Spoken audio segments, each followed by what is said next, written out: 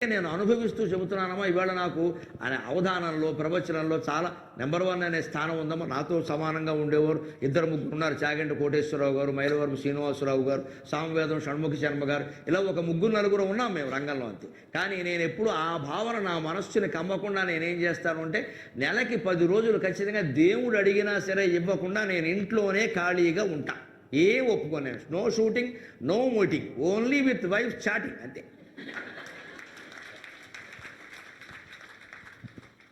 ఆవిడ చాట, నేను చీపురు పుచ్చి కూర్చున్నా చాటింగ్, అంతే. కావాలని ఒప్పుకోనే. ఎందుకంటే ఖాళీగా ఉండడం అనేది మనస్సుకి, భార్యతో ఉండడం, భార్యతో మాట్లాడడం, ఖాళీగా ఉండడం, ఏకాంతంగా ఉండడం, మౌనం, ధ్యానం, జపం అనేది మనస్సుకు అలవాటు చేయకపోతే సాయంత్రం వేసరికి పిచ్చెక్కిపోతుందండి. సభ లేదు, ఇవాళ ఎవరు పిలవ, ఏదైనా దురదా,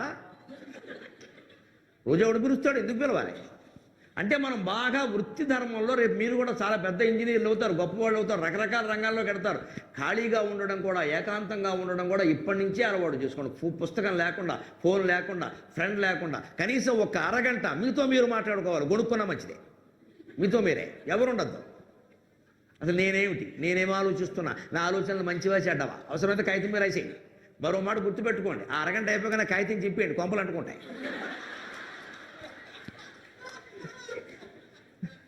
క్లోజ్ ఫ్రెండ్ కదా అని చూపించేవరకు ఇవన్నీ బయటెట్టేస్తాడు మొత్తం. మన పరిశీలన, మనలో మనం, మనతో మనం, నేనేమిటి, నా ఆలోచనలు ఏమిటి, మంచిగా చెడ్డ. ఇవాళ గరికపాటి నరసింహారావు గారు వచ్చారు, ఇన్ని మాటలు చెప్పారు. ఇందులో నేను ఏది చేస్తున్నా, ఏది చేయడం లేదు, నేను ఏది నిలబెట్టుకోవాలి, ఏది వదిలేయాలి అని మీతో మీరు అరగంట మాట్లాడుకోండి. మీరు గొప్ప మనిషి అవుతారమ్మా. ఇంజనీర్ల విషయం తర్వాత గొప్ప వ్యక్తి అవుతారు ఖచ్చితంగా. ఆ ఏకాంతం అలవాటు పడాలి. నేను ఇంత స్థాయిలో ఉండి కూడా ఖచ్చితంగా కొన్ని రోజుల పాటు ఎవ్వరికీ చెప్పకుండా, కావాలంటే కార్యకర్తలు అడిగినా సరే అబద్ధం చెప్పేస్తాను. నాకు ఖాళీ లేదండి, నేను రాలేనండి, మీరేమనుకోకండి, నాకు ఖాళీ లేదండి.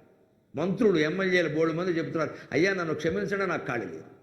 ఆ మాత్రం 10-12 రోజులైనా ఇంట్లో ఒంటరిగా ఉండి మన పుస్తకాలు ఏవో మనం చదువుకుని, భార్యా పిల్లలతో మాట్లాడి మనస్సులో నమశివాయ నమశివాయ అని జపం చేసుకుని ఉండలేకపోతే రేపొద్దున ఈ వృత్తి ఇలాగే ఉంటుందా? భగవంతుడు ఈ గొట్టం, బొప్పాసి గొట్టం ఇచ్చాడు, వాగుతున్నావు. రేపొద్దున దీనికి ఏమైనా అయితే ఏం వాగుతావు? నోరు మూసు కూర్చోవాలి. ఎవడు పిలుస్తాడు? అప్పుడు ఉండాలా వద్దా? అప్పుడు ఈ జపం ఎంత ఉపయోగిస్తుందండి? ఎంత మౌనం ఎంత గొప్పదండి! 1,00,000 మాటలు వ్యక్తం చేయలేని భావాన్ని ఒక్క మౌనం వ్యక్తం చేయగలుగుతుందండి. మౌనం చాలా గొప్పది. మాటలు అది అలవాటు చేసుకోవాలి.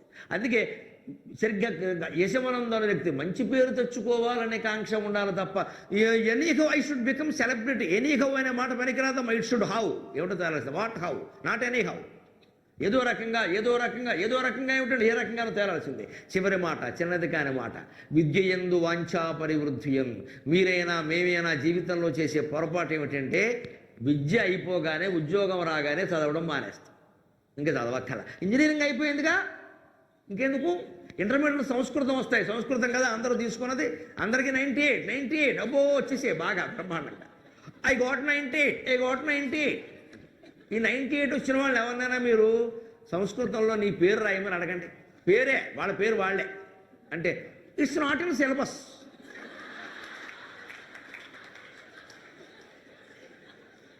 నీ పేరు రాయమంటే సిలబస్లో లేదా? ఉండదు. సిలబస్లో నెంబర్ వేస్తారు, పేరు రాయరు.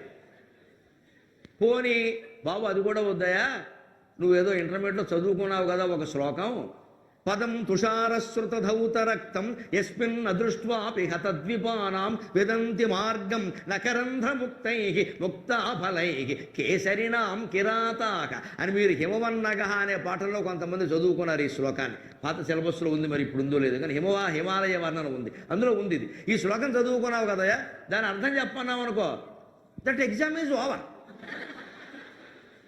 పేరు రాయవయ్యా అంటే సిలబస్లో లేదా, ఆ శ్లోకం భావం చెప్పబోయా అంటే that semester is over. Semester అయిపోతే ఇంకేముండదా? నువ్వు మినిస్టరా? చదువుకున్నది గుర్తుపెట్టుకోవడానిక, వదిలేయడానిక? చదువుకున్న దశలోనే వదిలేస్తే అలాగా. కానీ ఈ ఒక్క శ్లోకం తెలుసుకుని మనం సెలవు తీసుకుందామండి. ఈ శ్లోకానికి నిజంగా అర్థం తెలిసి మీరు అన్వయం చేసుకుంటే, ఇప్పుడు కాదండి, భగవంతుడు ఎన్ని జన్మలు ఇచ్చినా జన్మల్ని కోరుకుంటాం, ప్రతి జన్మలో విజయం సాధిస్తా కానీ ఆత్మహత్య జోలికి పోవండి అసలు. ఖచ్చితంగా ఎట్టి పరిస్థితుల్లో నిరాశ రాదు. అది కిరాతుల గురించి చెప్పాడు ఆ శ్లోకం. మన చదువును మనం వినియోగం చేసుకోకపోవడం అంటే ఇదే. విద్య యందు వాంఛా పరివృద్ధి అని. ఎప్పుడు జీవితాంతం చదువుతూనే ఉండాలి, చదవడం ఆపకూడదు. ఇప్పుడు నా బ్యాగ్, నేను కూడా వచ్చిన బ్యాగ్ నాకు కూడా ఉంది, శ్రీనివాసరావు గారు కారులో పెట్టారు, మీరు ఆ బ్యాగ్ తీయండమ్మా, రామకృష్ణ పరమహంస జీవిత చరిత్ర పుస్తకం ఉంది అందులో. నా ఈ ప్రసంగానికి అది అవసరం లేదు, దీని వేరు అది వేరు. కానీ నాకు ఇష్టం ఆయన తత్వం, ఆయన చెప్పిన మాటలన్నీ ఇష్టం.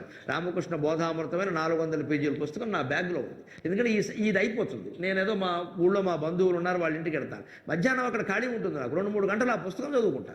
లేకపోతే వాళ్ళ ఇంటి దగ్గర కూర్చున్నాను, ఎరా ఏం సంపాదించా, పొద్దున ఏమిచ్చారా, ఇదే గొడవ.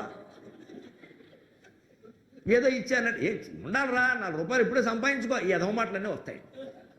లేకపోతే ఇంకొకరెవరో ఉంటారు ఇతర ప్రవచనకర్తలు, అవధానాలు, వాళ్ళతో పోల్చి ఆయన సంపాదించిందంటే నువ్వేం సంపాదించావు అంటాడు. వెంటనే మన మనసులో భావన వస్తుంది, మనం సంపాదించట్లేదు అన్నమాట. వెంటనే నేను కమర్షియల్ అవుతాను. ఇది కాకుండా ఉండాలంటే మన చేతిలో పుస్తకం ఉండాలి. ఎవరన్నా నాతో మాట్లాడడానికి వచ్చానుకో, ఈ పుస్తకం చూపిస్తా, గోచి పెట్టుకుని రామకృష్ణ పరమహంస కనపడతాడు, వెళ్ళిపోతాడు. వీడి సబ్జెక్ట్ ఇదన్నమాట, మనం బలకరించకూడదు అనవసరం, అంతే కదా. అదే సల్మాన్ ఖాన్ కనపడ్డాడు అనుకో, దగ్గరికి వస్తాడు. రామకృష్ణ పరమహంస మన పుస్తకం, ఆ మతంలో మనం మనకి ఎందుకు వచ్చిందో పోతాం, మనకు అదే కావాల్సింది. ఇప్పటికి నేను మీ విద్యార్థులు, మా పిల్లల లాంటి వాళ్ళని చెబుతున్నానమ్మా, నేను ఇంటి దగ్గర ఉంటే 10 రోజులు ఉంటాను పూర్తిగా అని చెప్పానే. 10 రోజుల్లో రోజుకి 10 గంటలు చదువుతాను, 10 పుస్తకాలు కనీసం చదువుతా, 10 నుంచి 15, ఏది అరగంట మించి చదువు. రోజుకు 15 పుస్తకాలు చదవాల్సిందే. అరగంటలో గంటలో ఎంత అయితే అంతే. అక్కడ ఒక చిన్న బుక్ కీపర్లో తాటాక ముక్క ఒకటి పెడతాం, ఆపేస్తాం, అట్ట మొక్క మన్నాడు చదువుతాం. ఆ రకంగా ఇప్పుడు తెలుగులో సంస్కృతంలో ప్రసిద్ధములైన కావ్యాలు కనీసం తెలుగులో 200, సంస్కృతంలో 200 నేను చదవగలిగాను పూర్తిగా. మళ్ళీ చదవడం అంటే ఏదో ముఖ్యమైన శ్లోకాలు కాదు, మొత్తం శ్రీ నుంచి ఇతిశ్రీ వరకు ప్రతి పదార్థం తాత్పర్యం వ్యాఖ్యానం సహా. దాని సమయం దాన్ని పెట్టుకున్నాం. చదవడం వల్ల కలిసి వచ్చింది ఏమిటంటే విద్య యందు వాంఛా పరివృద్ధి. అదే ఇక్కడ చెబుతున్నాడు. మీరు చదువుకున్న సంస్కృతంలోనే ఇవాళ మొత్తం సమస్యలకు ఉపాయం ఎలా ఉందో తెలుసుకుందాం. హిమాలయ పర్వతం ఉందిట, అందరూ చూస్తున్నదేగా, అక్కడ నిరంతరం మంచు కురుస్తూ ఉంటుంది. అక్కడ సింహాలు వేటాడతారట. సింహాలు అక్కడ బాగా ఉంటాయి. హిమాలయ పర్వత ప్రాంతాల్లో కొన్ని చోట్ల సింహాలు బాగా ఉంటాయి. సింహాలు కిరాతులు వేటాడతారు, బోయేవాళ్ళు వాళ్ళు వస్తారట. కిరాతులు వచ్చినప్పుట ఓసారి వచ్చారట. సింహాలను ఎలా వేటాడతారు? సింహం గుహలో ఉంటుంది ఎప్పుడు తెలుసా, ఇప్పుడు బయటికి రాదు. 24 గంటల్లో 20 గంటల సింహం పడుకుంటుంది. విచిత్రంగా 20 గంటలు పడుకుంటుంది, అంటే విశ్రాంతి. 4 గంటలే పనిచేస్తుంది. ఆ 4 గంటల్లో బయటకు వస్తుంది. సింహానికి మామూలు ఫుడ్ నచ్చదు, కుక్క ఫుడ్, నక్క ఫుడ్ కుదరదు అక్కడ.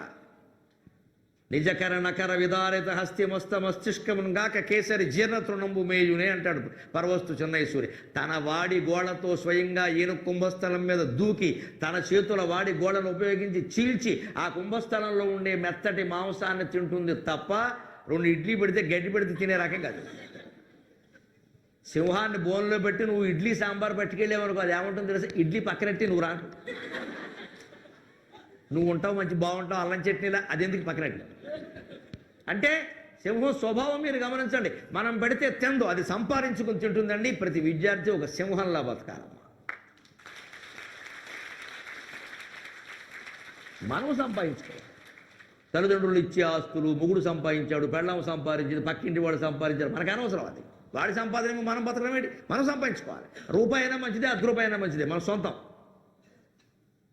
మనమే 10 మందికి ఉద్యోగాలు ఇస్తే అవసరమైతే సొంతంగా వ్యాపారం చేసి ఉండాలి ఆ ధైర్యం. సింహం అది ఒక్క ఏనుగును చంపుతుంది, దాని కుంభస్థలం చీల్చుకుని ఎంత తింటుంది తెలుసా, ఇంతే, ఉరికే 100 గ్రాములు, దానికి అంతకంటే అవసరం లేదు. మిగిలిన ఏనుగును వదిలేస్తుంది. ఎందుకు తెలుసా, వేరే కుక్కలు నక్కలు తినాలిగా జంతువులు. అంటే సింహం ఎంత త్యాగం అంటే, నాకు కావాల్సింది నేను తింటా, నేను చంపగలను కాబట్టి చంపుతా, నాకు కావాల్సింది నేను తింటా, మిగిలినవన్నీ వేరే జంతువులు తిన్నాయి. మనం కూడా సింహంలా బతకాలి అంటే కోట్లు సంపాదించాలి, మనకు అవసరమైందే మనం అనుభవించాలి, మిగిలింది పేద సాధనకి దాన ధర్మాలు చేయాలి.